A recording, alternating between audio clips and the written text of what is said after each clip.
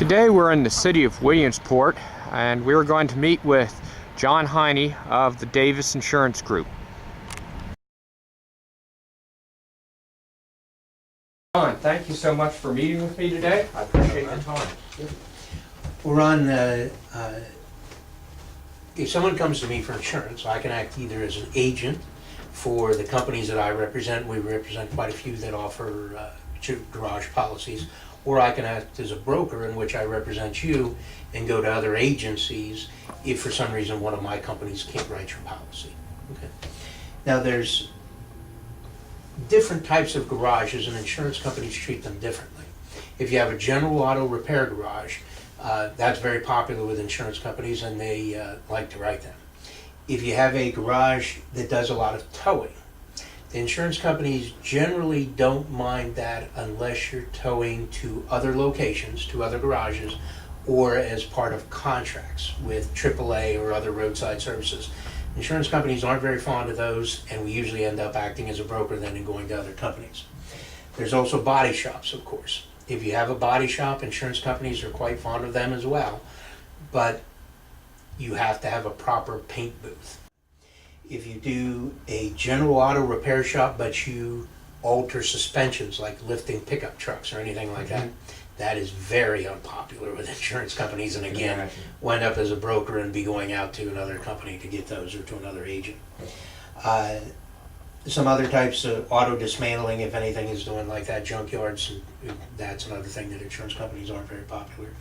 And used car sales. Now most insurance companies, or many insurance companies, will allow you to sell used cars a few a year, okay?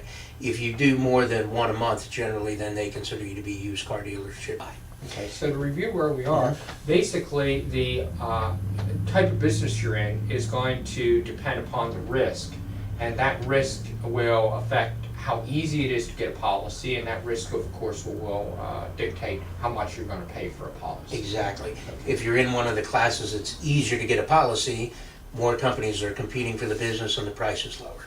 If you have one of these things like suspension alteration, where we have to go to a surplus lines company, then it will end up costing you a lot more, considerably more. Right. Okay.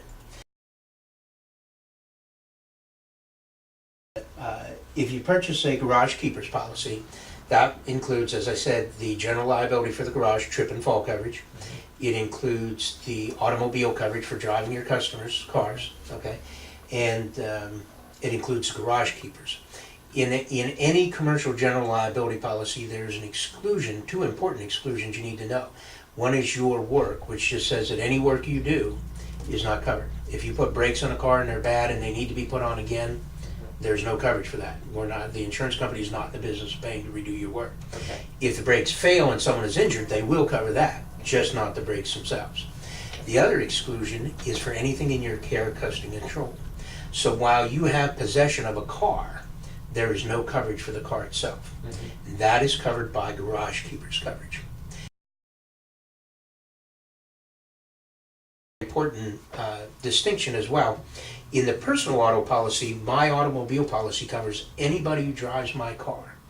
But one of the very few exceptions is anyone in the business of servicing, selling, parking, or repairing automobiles.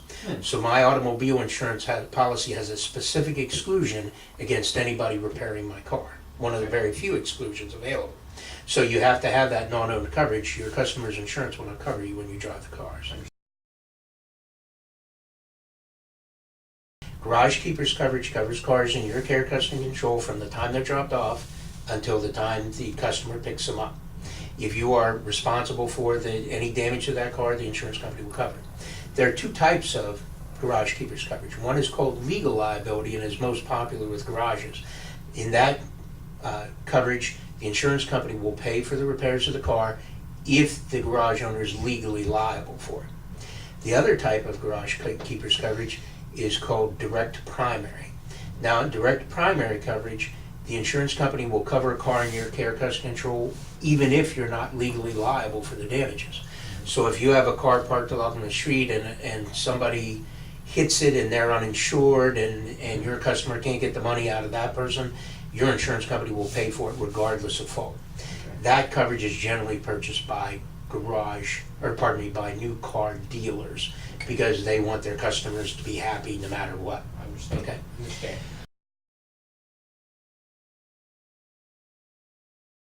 We're going to be working on cars that are going to be very expensive. Other garages might work on the average commuter.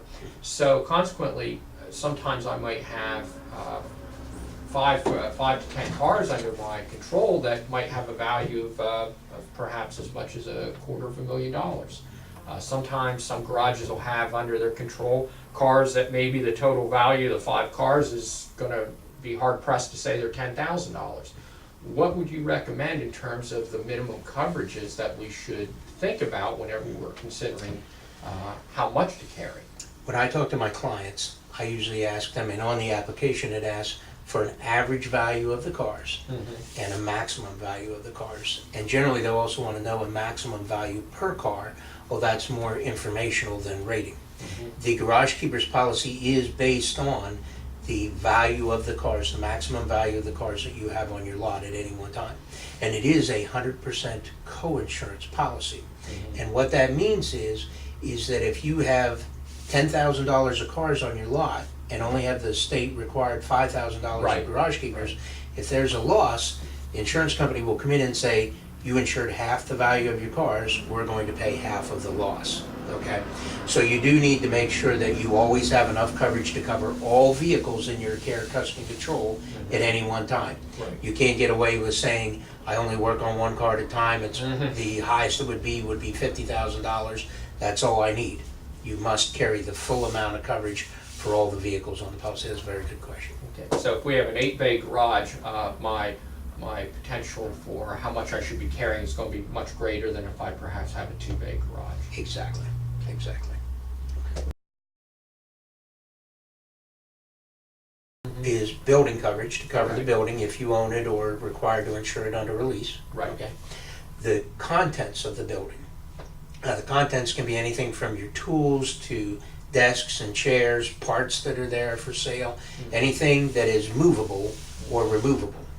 Occasionally, you'll lease a garage that does not have lifts, and you may install your own lifts. Right. If the lifts would be sold separately from the building, then they're business personal property. Okay. If they'll be left with the building, then they're part of the building. Okay, so our in-ground list would be part of the building. If you would. Our list that I would buy as a garage owner, but is installed in a garage that I would lease, those would probably be personal property. Exactly, business personal property. The last thing might be, when you go to look at a building, there's some things that you need to know as far as insurance and rates. A masonry building made out of block of brick is going to be a lot cheaper to insure for a garage than a frame building. If you're going to do any painting of any kind, you have to have a proper booth. That may be more money than you want to put into a building that you're renting, because it has to be torn out when you leave, or you will receive nothing for it. The furnace is important. Insurance companies require that the furnace that heats a building either be in a separate room, or if it is in the same room, it must be 10 feet off the floor. Okay. Mainly because gas vapors will settle down lower than air. And insurance companies are very strict about that rule. Okay. And other things that I've run into with customers who have purchased new insurance and been inspected by the insurance company, you must have proper metal containers for all oily or greasy rags. And insurance companies are very big on the shop being clean. Right. They want it to be clean, so there's less chances of slip and falls, and it just shows more pride in your business when you keep it clean. Is employee tools coverage. If you have any employees and they're mechanics, they probably bring their own tools and they have a considerable amount of money Yes, they do. tied up in tools and boxes and things like that. Right. They can buy their own insurance. They can, or you can insure them on your policy with most companies. One thing that's important to remember is that they are not covered by your employees' homeowners or renters insurance. Right. Currently in Pennsylvania, the rate is $6.88 per $100 of payroll. So if you have somebody that you pay $30,000 a year, you would divide that by 100 and multiply by the 688 rate, and you would get around $1,900, $2,000 a year it would cost you for that employee. Okay, now that $1,900 per employee per year, is that based upon, what kind of a salary are you talking about? Is it based upon their wages, or is it? It's supposed to be based on their total remuneration.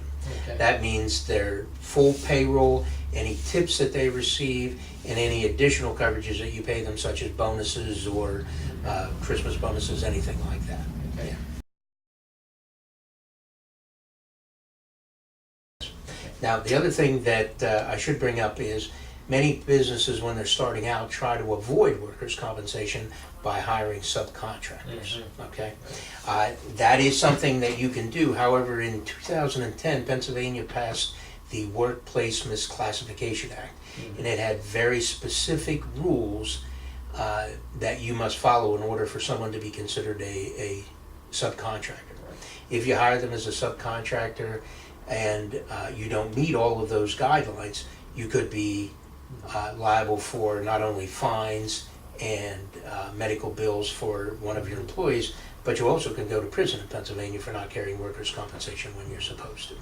That's a really excellent point, because there are specific rules for being a subcontractor, and so one of the things is the subcontractor will typically come with their own insurance, they'll come with their own tools, many times they'll make up their own work schedule.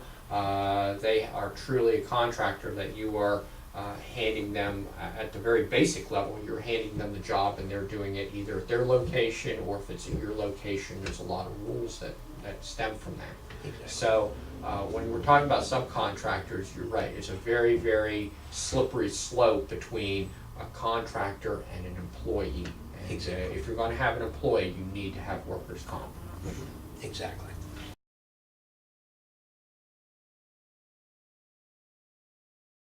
Workers that would be service consultants, who might be mainly in an office but might enter into the garage bay from time to time, managers, that type of thing. I know they're covered at slightly different rates, and there are some rules in terms of where their work area is located physically to the shop. Absolutely. If you have employees who are not mechanics, they may go into different classes. There's inside sales and outside sales. There's clerical. Generally, these classes are all cheaper or lower priced than the mechanics. However, if you have a service manager who turns one screw in the course of a year, he will go into the mechanics class. The insurance company will put them, or the state will put them in the class that is the highest that they perform at any time during the year. So if they go out and work on one carburetor or to help change one tire, they are then automobile repair garage. If they're working behind the counter, or if they are just simply answering the phone and taking care of paperwork, they may fall into a different class like clerical or inside sales. That may be a lower price, absolutely. Absolutely. I think this has been very helpful, John, because what I'd like to impress upon my students and others who are in the industry is the fact is that insurance has some complexities to it, and you need to have somebody who's knowledgeable, up to date on the current laws, up to date on the different types of policies, so that they can help you make the best decisions about the insurance that you need to reduce the risk of being in business, and at the same time be able to take a look at the idea of what your premium is, and that you're going to be paying a fair amount for the insurance that you're receiving, so you can reduce that risk.